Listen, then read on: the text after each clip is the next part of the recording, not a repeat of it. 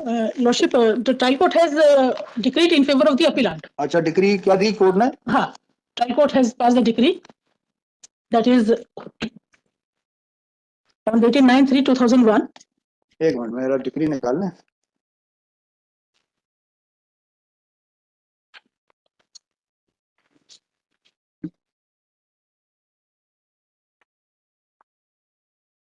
Decree दी उन्होंने? Lordship, क्या decree दी?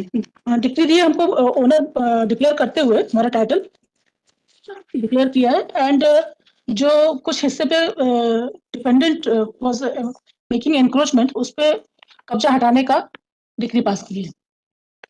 नहीं तो ये कब्जा हटाने की डिक्री आपने मांगी थी क्या? नहीं मांगी थी लॉर्डशिप। ये कैसे दिया कोर्ट ने? जो मैंने पहले वो जो आपको दावा पढ़ के बताया था, वो इसलिए पढ़ के बताया जी कि ये मांगा नहीं है आपने कब्जा हटाने की डिग्री। ये बात सही है? हाँ, कब्जा कोर्ट में ये इसमें ये आया कि चूंकि defendant had accepted the fact that appellate plaintiff is in position of this land, तो इसलिए अप्रत्यक्ष रूप से उसको कब्जे में मानते हुए कोर्ट ने ये डिक्री दी है।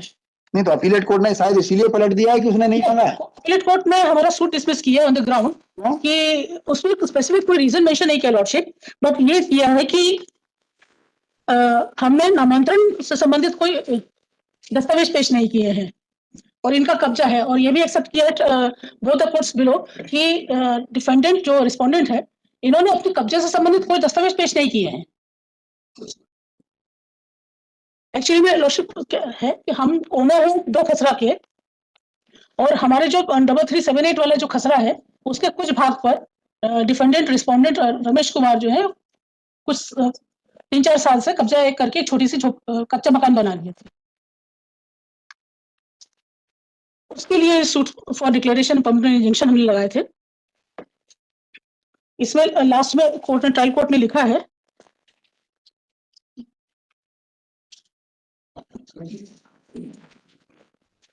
ये अपीलेट कोर्ट लॉर्डशिप, क्योंकि कोई specific reason has not been mentioned.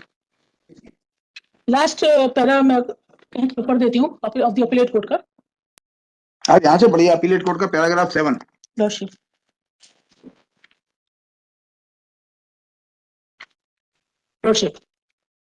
Respondent वादिया के वाद पत्र पैरा 3 में अभिवचन है कि प्रतिवादी रमेश कुमार ने विवादित अराधी के जुज रकबा करीब 50/100 पर करीब 5 वर्ष पूर्व कब्जा कर मकान बना लिया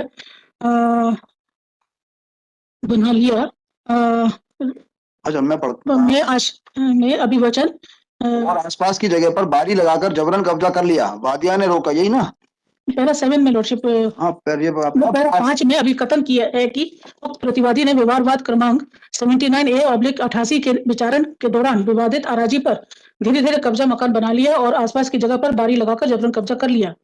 वादिया ने रोका तो प्रतिवादी ने कहा कि जैसे ही वह अपनी जमीन पर मकान बना लेगा, विवादित अराजी पर से कब्जा साल 6 महीना में छोड़ देगा, किंतु प्रतिवादी ने विवादित अराजी पर से कब्जा नहीं छोड़ा तथा थोड़ा वादिया के, मैं पढ़ देता हूँ, मेरे पे साफ है मैडम है। वादिया के बाद पत्र के उक्त अभिवचन से यह स्पष्ट है, ये कोर्ट लिख रही है कि दाविया अराजी पर प्रतिवादी रमेश कुमार का कब्जा है, किंतु रिस्पोंडेंट वादिया ने सदर वाद में आधिपत्य संबंधी कोई सहायता नहीं चाहिए, न्यायिक संबंध में न्याय शुल्क अदा किया है। ऐसी स्थिति में स्थायी निषेधाज्ञा की सहायता बेमानी है तथा धारा 34 विशेष संतोष अधिनियम के प्रावधान के अंतर्गत आधिपत्य संबंधी सहायता चाहे बगैर स्पष्ट घोषणा संबंधी सहायता प्रदान नहीं की जा सकती। उक्त संबंध में न्याय दृष्टांत अवलोकनीय है।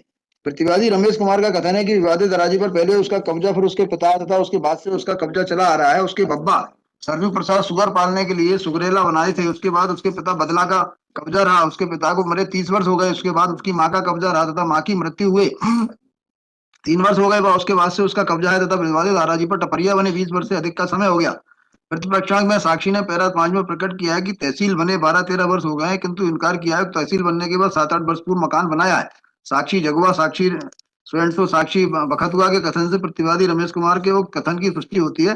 प्रतिवादी और साक्षीगण के प्रतिपक्ष में ऐसी कोई तथ्य नहीं आया जिससे कि उस कथन पर अविश्वास किया जा सके। प्रतिवादी के उपरोक्त प्रमाण के खंडन में वादिया हीरेबाई ने स्वीकार किया है कि विवादित अराजी पूर्व में पूरन डोरिया की थी।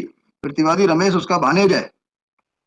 पूरन डोरिया ने विवादित अराजी सर्कल साहब को बेच दी थी जिससे उसने खरीदी, किंतु इनकार किया है कि प्रतिवादी ने जहां मकान बनाया वहां पहले पूरन डोरिया सुगरेल बनाकर सुगर पालता था, जबकि वादी साक्षी जहार सिंह ने अपने कथन पैरा 2 में स्वीकार किया है क्योंकि पूरन डोरिया व उसके पिता सुअर पालने का धंधा करते थे तथा जहां अभी प्रतिवादी रमेश रहता है वहां पर एक छोटा सा सुगरेला बना था तथा उसने जब से होश संभाला तभी से वो सुगरेला देखा है। वादी साक्षी अमृत लाल ने का कथन है कि सन 56 से बाद में जमीन पर वादिया हीराबाई का कब्जा देखा है तथा इनकार किया है कि पूर्व जमीन पूरन डोरिया की थी। साक्षी ने प्रकट किया है कि उसे इस बात की जानकारी नहीं है कि पूरन डोरिया ने जमीन सर्कल साहब को बेची थी।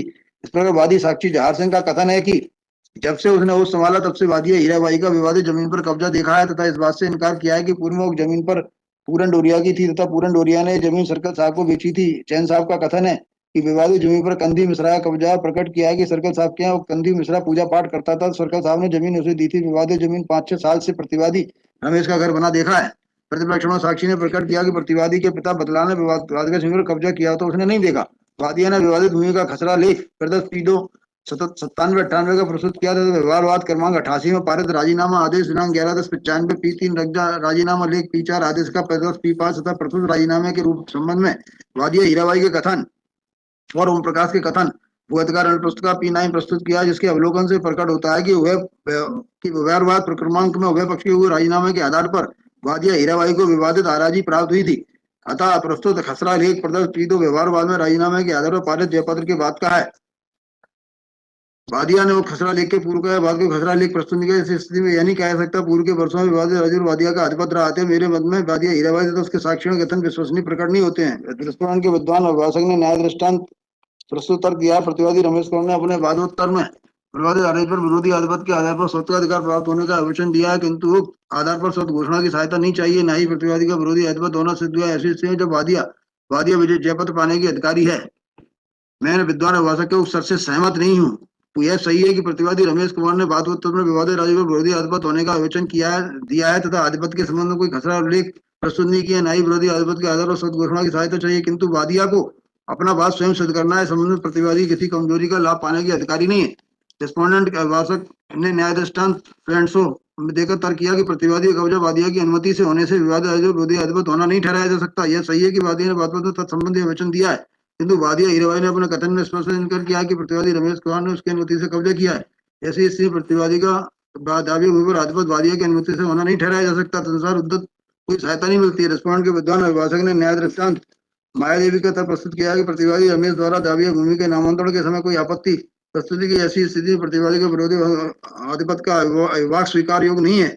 मैं विद्वान अभिभाषक के प्रश्न में सहमत नहीं। निर्धारित रूप से विवादित आराजी के पूर्व स्वामी एवं वादिया के बीच राजीनामा होने के फलस्वरूप दावी आराजी वादिया को प्राप्त हुई, किंतु वादिया ने नामांतरण संबंधी कोई दस्तावेज प्रस्तुत नहीं किया है, न ही एक संबंध में कोई प्रमाण है, कोई सहायता नहीं मिलती है। उपरोक्त संपूर्ण प्रमाण के विवेचन से प्रस्तुत स्वीकार की जाती है, निर्णय पर निरस्त किया जाता है, बाद निरस्त किया जाता है। मूल बात यह है, चाहे अपीलेट कोर्ट ने कुछ भी नहीं लिखा हो, आप मुझे बता दीजिए कि आपका दावा केवल declaration of title and permanent injunction का है, क्या ये डिग्री हो सकता था?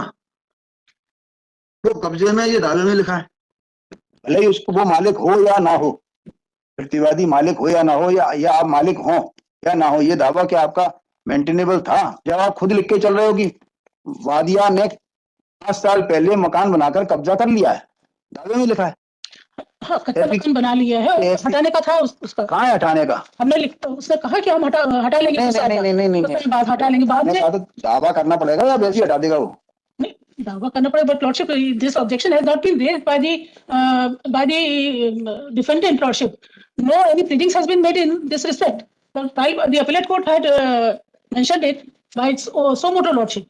डिटेल स्टेटमेंट में कहीं आपत्ति नहीं है इस चीज की। कहा है ना, क्योंकि विवादित भूमि पर प्रतिवादी का पुश्तैनी कब्जा है, नहीं whether it is maintainable or not, this objection has not been raised. तो देखो पैरा 6 में लिखा है उसने, यह कि अर्जी दावा के पैरा 6 में दर्शाई बात है, जानकारी नहीं क्योंकि उपरोक्त भूमि को छोड़ देने या अन्य किसी संबंध में सवाल दिया, वो नहीं छोड़ रहा तो आपको कोर्ट से रिलीफ मांगना पड़ेगी ना।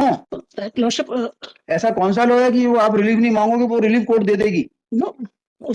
ऐसा कोई दावा आज तक डिग्री देखी है? पोजीशन इज कंसर्न, उसको अगर किनारे रखते हैं लॉर्डशिप, नहीं किनारे नहीं रख सकते, because lordship this suit is for the declaration of title and permanent injunction lordship. तो डिक्लेरेशन ऑफ टाइटल तो हमारा बनता है उस पे, आई मीन हमारा ओनरशिप है, रिकॉर्ड पे हमारे रेवेन्यू रिकॉर्ड्स में हमारा नाम है, टाइप ऑफ की डिग्री है हमारे फेवर में। भाई यदि ऐसा होता कि उसने दावे के दौरान निर्माण कर लिया होता, कोर्ट के स्टे के बाद कर लिया होता, तो 1-2 लॉ ऐसे हैं कि आपको रिलीफ दिलाई जा सकती है। लेकिन जब आप दावे में आप ठोक कर लिख रहे हो कि उसने कब्जा कर लिया है मकान बना के, फिर भी आप नहीं मांग रहे हो। नहीं लॉर्डशिप, मैंने इसलिए तो दावा पढ़ता हूँ पहले में, नहीं दावा में आपको पढ़ता भी बता दिया।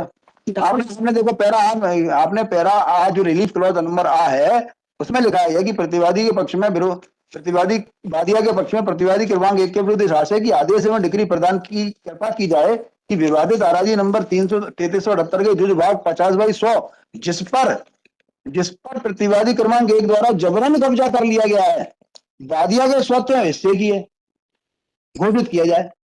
That is what my submission lordship. इसमें कोई डाउट ही नहीं है कि उसका कब्जा है या नहीं है। नहीं ये तो जनरली डाउट नहीं है कोई। दिस इज ट्रू दैट उसका कब्जा है, उसने कच्चा मकान बना लिया है। तो आपको इंजंक्शन कैसे मिलेगा? But so far as the issue lordship that no objection has been raised ना, दावा तो देखो खारिज कर दिया ना अपीलेट कोर्ट ने। That is what my submission कि उन्होंने गलत किया है, तभी तो हम यहाँ आए सेकंड फीमेल लॉर्डशिप कि इसमें lordship I have just seen 2008 का 4 SCC निकाला। I have just seen judgment lordship, मुझे टाइम नहीं मिल पाया एक्चुअली में। नहीं वो आपने बहुत अच्छा पढ़ लिया जितना पढ़ा आपने। लॉर्डशिप मोहम्मद सबमिशन कम नहीं है वो। एक कर्नाटक हाई कोर्ट का एक जजमेंट है जिसमें मेंटेनेबल है, ये माना है उन्होंने कि इन केस अगर पोजीशन रिकवरी ऑफ पोजीशन नहीं मांगा है और मेंटेनेंस ये टाइटल डिक्लेरेशन ऑफ टाइटल भी है तो भी it is maintainable, the set suit is maintainable. Karnataka high court का एक जजमेंट है लॉर्डशिप, लेकिन मुझे क्योंकि it was a shortage of time तो मैं that is why I have made a humble prayer that मुझे थोड़ा सा टाइम दे दिया जाए। मैडम 2003 का है, 2003 का तो लॉर्डशिप बट दिस इज 2003 की सेकंड अपील एडमिशन पे it is Mohammed submission lordship, हमारे सामने हम तो अभी आए हैं इसमें, तो the sufficient time I am just seeking a short time lordship. इसको थर्सडे की रख ले लॉर्डशिप, मैं साइटेशंस पेश कर दूंगी, इसमें साइटेशंस है कि नहीं है, नहीं है लॉर्डशिप, मैंने देखा है आज but I could not get the copy, मैं इसको निकाल नहीं पाई हूँ copy, I have searched it, इसमें है साइटेशन कि सच सूट इज आल्सो मेंटेनेबल। मतलब देखिए ये सुप्रीम कोर्ट जजमेंट देखिए 13.2 पढ़ के बताइए जोर जोर से। ये सुप्रीम कोर्ट ने एक केस में ये कहा था कि अब किसको क्या करना चाहिए, कोई वादी है कोई प्रतिवादी है, दोनों के बीच में क्या विवाद है। तो जब उसमें 4 स्थिति बताई थी, उसमें से जो स्थिति है, कौन सा पैरा बताया था मैंने, दशमलव 2 वाला लेफ्ट साइड में 13.2 लिखा है। तो ये जोर से आप जरा, जिसे सब मैडम माइक पे आ जाइए, जिसे सब लोग सुन लें। मेरी आवाज तेज है sir. Where the title of the plaintiff is not disputed, but he is not in possession, his remedy is to file a suit for possession and seek, in addition, if necessary, an injunction. आप सोचिए जब आपका कब्जा नहीं है और आप खुद कह के एडमिट करके चल रहे हैं कि सामने वाले का कब्जा है, फिर भी आप पोजीशन नहीं मांगेंगे तो आपको डिग्री कैसे मिलेगी?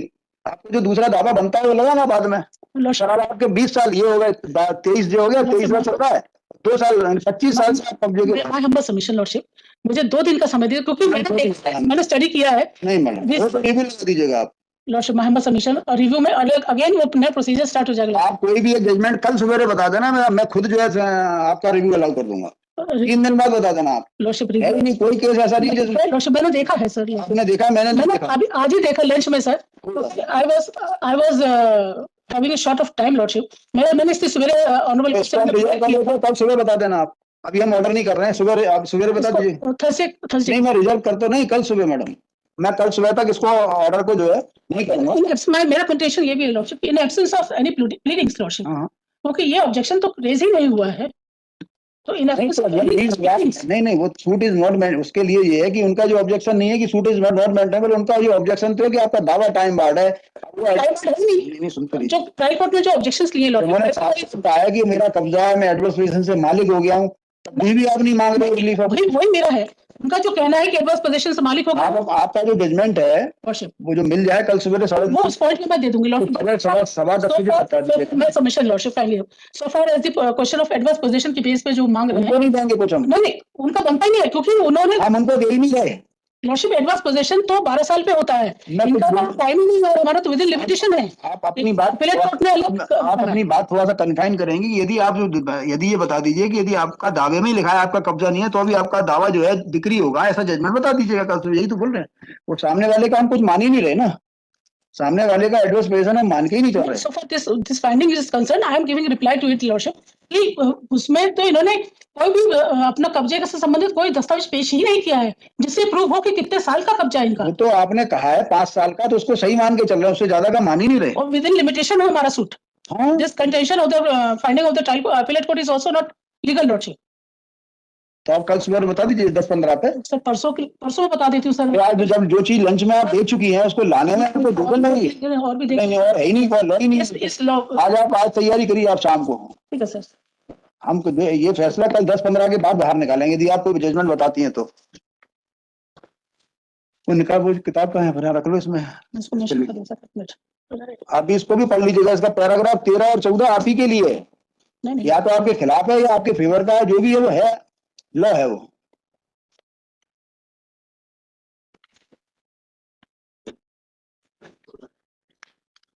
अभी कर रहे हैं, पहले ये काम तो निबट जाए। मेरी रिक्वेस्ट है सर, अगर लंच तक आप जजमेंट यही लाएंगी कि आपका कब्जा नहीं है, फिर भी आपको कब्जे की रिलीफ दी जा सकती है। Suit is maintainable. नहीं, आपको कब्जे की रिलीफ दी जा सकती है। नहीं, कब्जे इतना ये नहीं कहा कि सूट मेंटेनेबल नहीं है, उसने नहीं कहा। नहीं, उसी चीज के लिए कहा है सर। अभी तो रिजेक्ट किया, अदरवाइज वो तो दे सकते हैं। आप सुनिए तो जी, आपका कब्जा नहीं है और आप खुद बोल रही हैं दावे में आपका कब्जा नहीं है, फिर भी कब्जे की रिलीफ दी जा सकती है। इस पे जजमेंट लाइए। नहीं, मेरा हम सबमिशन लॉर्डशिप, कोर्ट ने, अपीलेट कोर्ट ने दावा, हमारा दावा था for declaration of title and injunction, court ने उसको रिजेक्ट, सूट डिसमिस किया है, कर दिया कि आपका कब्जा नहीं है। ये करते हुए नहीं किया लॉर्डशिप। अदरवाइज तो हमारा जो आप कोई सा भी ले आइए, चलिए ऐसा कोई भी जजमेंट ले आइए कि आपका कब्जा नहीं है, फिर भी आपको आपका दावा मेंटेनेबल है और आपको रिलीफ दी जा सकती है। पोजेशन की रिलीफ दे ना दे, लेकिन सूट डिसमिस कैसे नहीं दें?